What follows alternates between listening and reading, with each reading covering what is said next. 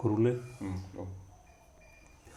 පසුගිය දින කිහිපය තුළ පැවති අධික වර්ෂාපතනය සහ දැනට පවතින වර්ෂාපතන සැලකිල්ලට ගෙන ජාතික ගොඩනැගිලි පරිසර සංවිධානයේ නායම් අන්තරංග නිවේදනය තවදුරටත් දීර්ඝ කරනු ලබනවා.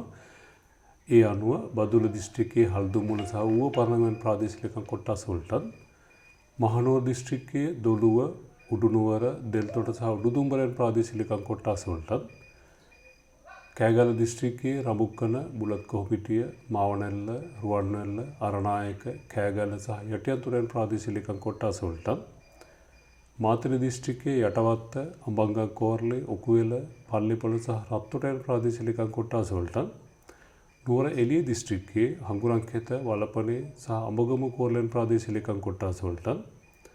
රත්නපුර දිස්ත්‍රික්කයේ ඉබුල්පේ ඇහැලියගොඩ කලවාන රත්නපුර සහ වැලිකපොළ යන ප්‍රාදේශීය ලේකම් කොට්ටාස වලටත් අධීර 1 යටතේ අවධානය සිටින නිවේදන නිකුත් කරන ලබනවා. මීට අමතරව කඳු ආශ්‍රිත ප්‍රදේශවල මිලිමීටර් 100 සහ 200 අතර ප්‍රමාණයට වඩා ප්‍රමාණ වර්ෂාපතන ලැබිලා තියෙන මේ වෙන විට ඒ නිසා ඒ ආශ්‍රිත ප්‍රදේශවල පස ජලයෙන් සතුටුමත් වෙලා තියෙන ඉදිරියේදී ලැබෙන සුළු වර්ෂාපතනයේ වුවද යම් ආකාරයක අන්තර්දායක තත්ත්වයක් ඇතිවීමේ හැකියාව මේ වෙනට වැඩි වෙලා තියෙන නිසා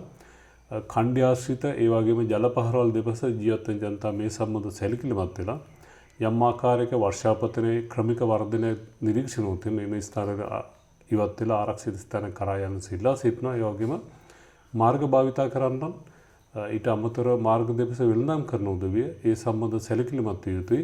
අන්තර්දාය ප්‍රදේශයේ තම කටයුතු කරනවා නම් සහ අන්තර්දාය ප්‍රදේශයේ මාර්ගයේ ගමන් කිරීමට නියමිත නම් ඒ ප්‍රදේශ මගහැර ආරක්ෂිත ස්ථානයක වෙළඳාම් කරන ලෙසත් ආරක්ෂිතව ගමන් කරන ලෙසත් ඉල්ලා සිටිනවා. ඒ වගේම කාලගුණ විද්‍යා දෙපාර්තමේන්තුවේ අනාවකයට අනුව ඉදිරි දින කිහිපය තුළදී අධික වර්ෂාපතනයක් ලැබීමට නියමිතයි. ඒ නිසා ඒ සම්බන්ධව සැලකිලිමත් වෙලා එයාගේම ජාතික ගොඩනැගිලි පරිසර සංවිධානය නිකුත් කරන ලබන නිවේදන වලට අනුගත වෙලා ඒ අනුව යම් ආකාරයක නායම් ලක්ෂණ නිරීක්ෂණොත් එහෙම ඒ සම්බන්ධව ප්‍රදේශීය ගාම්දාරි මහත දැනුවත් කරලා එයාගේ ප්‍රාදේශීය ලේකම් කාර්යාලය දැනුවත් කරලා දිස්ත්‍රික්කයේ පවතින ජාතික ගොඩනැගිලි පරිසර සංවිධානය දැනුවත් කරලා ඒ සම්බන්ධව අවශ්‍ය කරන උපදෙස් ලබාගෙන ඒ අනුව ක්‍රියාත්මක වෙන සිල්ලා සිටිනවා. ආචාර්ය වසන්ත සේනාධීර ජ්‍යෙෂ්ඨ විද්‍යාඥ ජාතික ගොඩනැගිලි පරිසර සංවිධානය